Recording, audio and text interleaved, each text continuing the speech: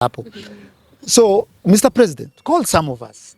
Call some of us. You are ready. Yes, and ask us, Eric, ni nini hiyo uliona? Sasa hivi unajua kusema awaite, probably watadhania now you're ready for dialogue. Not dialogue. Okay. We're ready to give the president spiritual advice. Shishiko, unajua kile kitu tumesema ime happen. Sure. Si ndio? Ilianza huko na Ezekiel Mutua. Hakuna kitu tumesema ja happen. If I was the president, I would sit back and say, ni nini hii? You get? Yeah? But if the president wants to win, cabinet yake isikuwe na politicians. Ikuwe na Wakenya.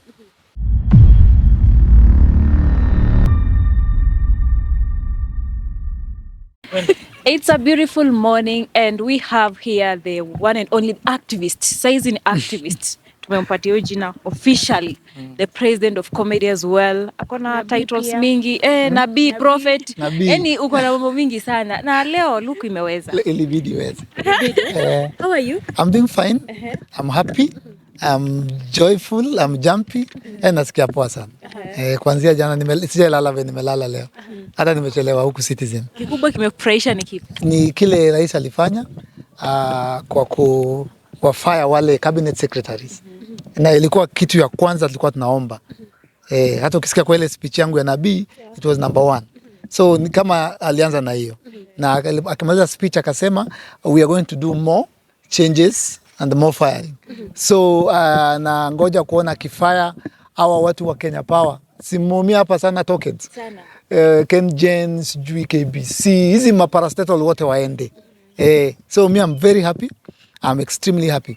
And the president has stopped listening to his people and now he's listening to the people. And I get, he used to listen to his people, now he's listening to the people. And he's on the right track because the voice of the people is the voice of God. Umelewa. Na niliambia plug juzi, ndio aliniuliza na kiburi sana, wewe ni nani? Unaongelesha rais kama nani? Na sipo nini? Nikama plug, if he fires, ameanza kuingia, he might be creating the greatest legacy of any Kenyan president or African president. And what he needs to do is make sure now that he has the space. Rais amepewa opportunity ya kutoka mabeste yake. Unajua kutoka mabeste yako ni ngumu sana. Trudy, mimi nikupea job, siwezi kukunyang'anya. Lakini watu wote wakasema utolewe, nitakwambia Trudy, sio mimi. So ako na opportunity ya kumake history and kumake Kenya a trend worldwide by number 1 appointing a Mama Mboga cabinet secretary and appointing a Boda Boda cabinet secretary. Na Trudy, it's possible because out of 5 Boda Bodas, 3 are graduates. Hata hapa nje ukienda uangalie sahi, just pick 5 randomly.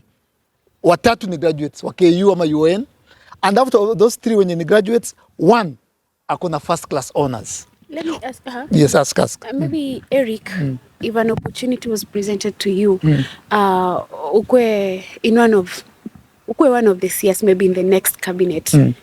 Unaweza kubali? Mimi hata sitaki kuwa CS. Mimi nataka kuambia President Ruto. Hapa kama mjadala wa leo, na muomba ya kwamba aniite, aniulize, Eric, kwa nini umeshikwa for 2 years? Ni nini uliona? Ni nini ulitamani? What was in your heart and your brain and your spirit and your soul? Why did you stop comedy and start going to the street? So right now you're ready to meet him? Yes, I want to advise him.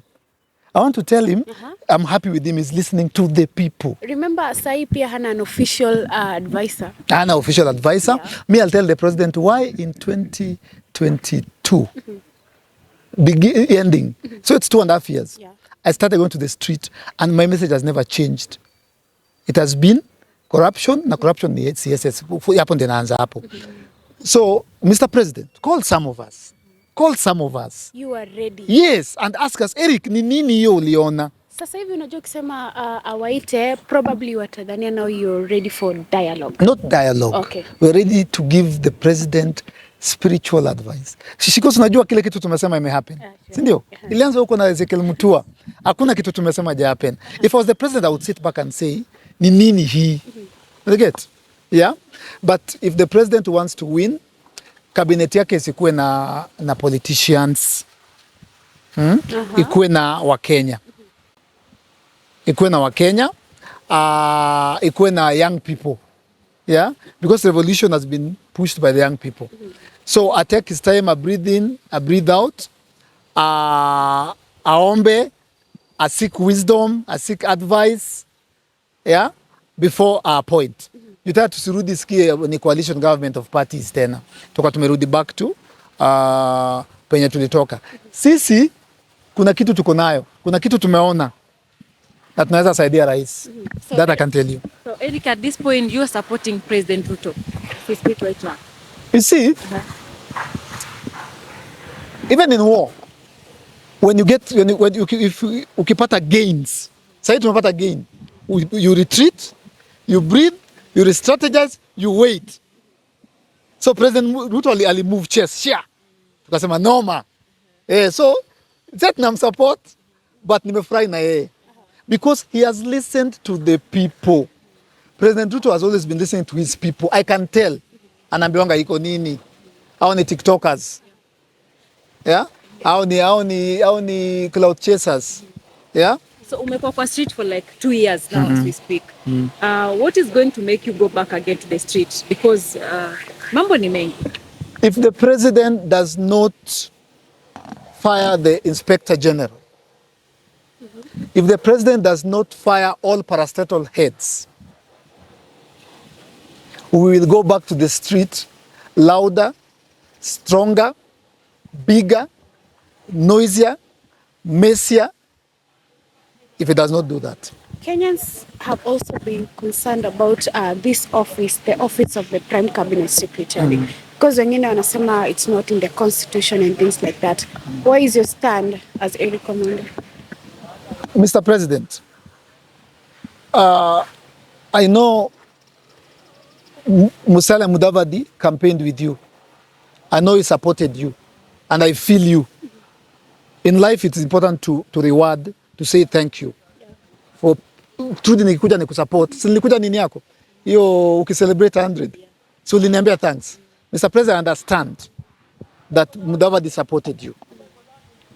But you have an opportunity given to you by Kenyans to do the right thing.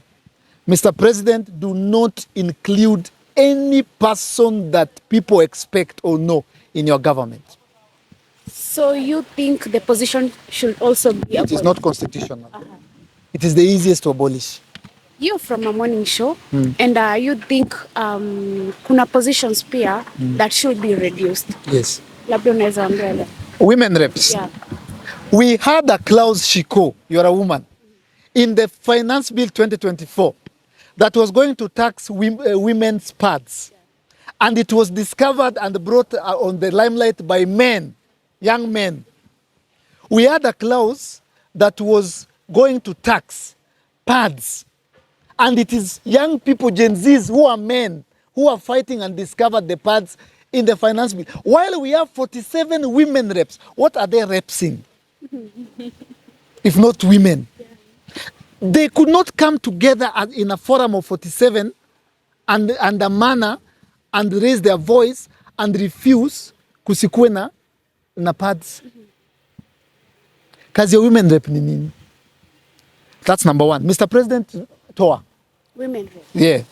Katakan referendum. Number two, we need to reduce the number of governors to 24, Shiko.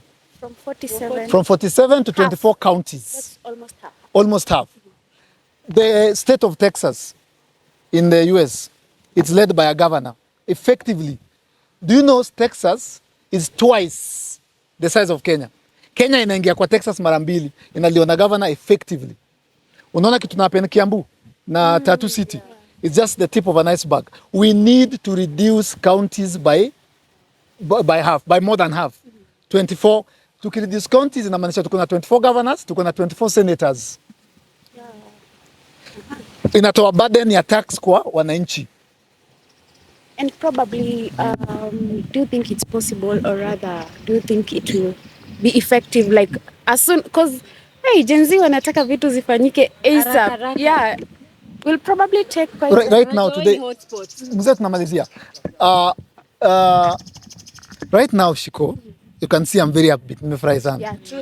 Right now, as Eric Omondi, for the first time, I'm not demanding from Ruto.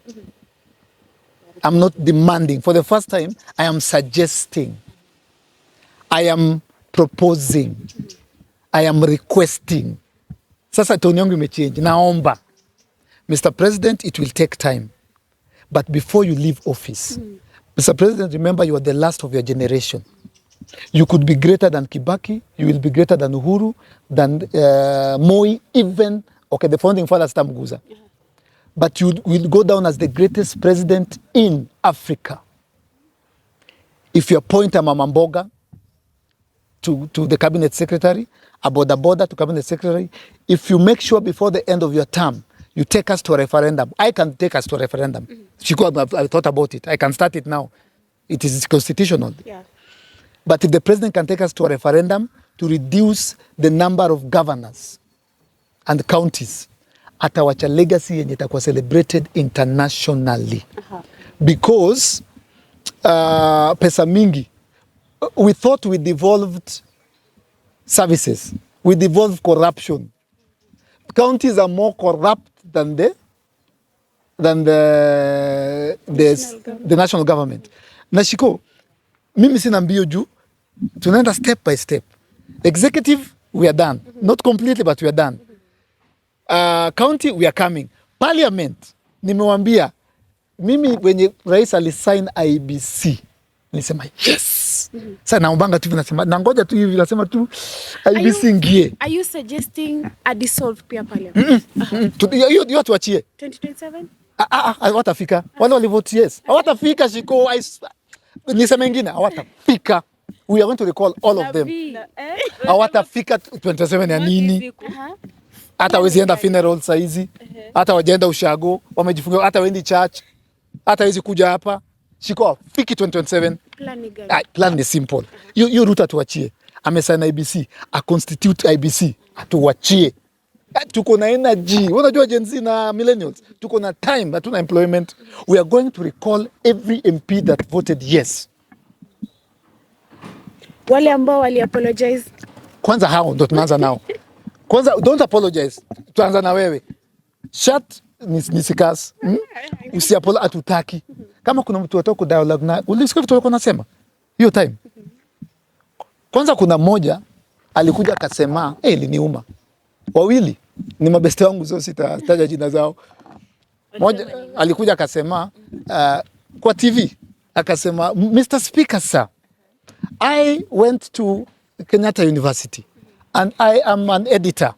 Mr. Speaker sir, I am a graphic designer. Those things that you're seeing, Mr. Speaker, are doctored photos and videos. Yes. Mwingine na best yangu akasema ile siku the first time Gen Z walienda tao, walikuwa wengi, mlikuwa kama 10,000. Ati ali drive from State House ndio wakaenda kupitisha. Akasema akienda nini? Akasema kwa Parliament, I'm just from State House, I drove through Kenyatta Avenue. I didn't see any demonstrations. Akaulizwa, you didn't see anyone? No, I saw some TikTokers. I saw some young people dancing and with phones and iPhones, but I didn't see any demonstrations. Kuna pia yule wa KFC, iPhone. Kuna ule mama alisema bado mtanivotia na nimevotia yes na nitalekuja na pesa na nini, si ndio? They are going home. President Ruto, hiyo sikusumbue, we deal na nini na parastatals. Deal na tuachie legislature. Hata sishughulike nayo. Rais tulia. Wewe hakikisha kuna IBC. Fiki wanafika kufanya nini? Kama kwa hawezi enda, hata we are doing them a favor. The people shouted loudly no. And you went against them as their representative. You no longer represent us. You are thieves. You are conmen. And if actually we won't stop there. Tukisha watoa wanyamaze. Wakiongea committee. Mr. President, there's some conversations around the scopes of Gen Zs are pushing the button a bit too far, especially after hashtag Ruto must go. Ilianza to make way online.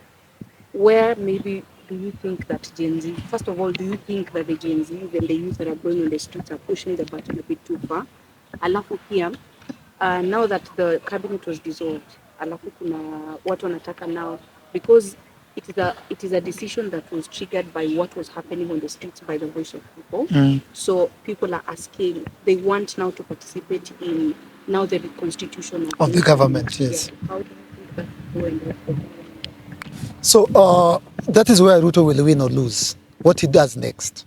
What he's done now, he's on the right path now. Yeah? What he does next will determine whether he stays on the right path and we go back to the street. Let me help you understand Gen Zs. And I think I have the moral authority to speak on this issue. Because I think, saa zingine pia, because nimelala kwa flaws mingi za cells mingi, na nimeangushwa hata sasa niko na uchungu hapa kutoka kwa farasi. I think I have the right to say what I'm about to say. I think I understand what the demonstrations are about because I started them 2 years ago. I think I have the scope of what we want and how we want it because I started it 2 years ago. Actually, to be precise, 2.5 years ago. Nilianza na ile Place 75. The Gen Zs, if I may quote one pastor, is a hammer that God is using to change things in Kenya. The Gen Zs have done their part. Wamekuja waka change systems, waka shake foundations. Mungu amewatumia. But me where I'm standing at right now, today, after kitu Ruto alifanya jana, I want to stand back and observe for a day or two. What will the president do next? Then from there, I can tell people, ndio tunaipata. That's what nimezistipulate hapa. Fire so and so, fire the IG of police, reduce governors, appoint Mama Mboga. And then Mama Mboga, mimi na insist najua kwa nini. Tudi nikikupromise kitu hapa Kenya, lazima nikipromise yangu. That's the only way fight corruption na tutakuwa accountable. Nikikupromise kitu lazima nikisema tutafanya interview hapo Inja Citizen at 8. The president never talked about young people, or he did kidogo, never talked about doctors. The president never talked about lawyers. He never talked about surgeons. He talked about Mama Mboga and boda boda. Severally, continuously, consistently, persistently. He said, huyu Mama Mboga, huyu boda boda, tukiingia pale, tunainua huyu. Tunatengeneza serikali ya Mama Mboga. Mr. President, appoint a Mama Mboga. Mr. President, appoint a Mama Mboga. Wako na wako na madigrii. Wako hapa Kilifi na pale Kakamega. Tutawapata. Na Mama Mboga can also be symbolic.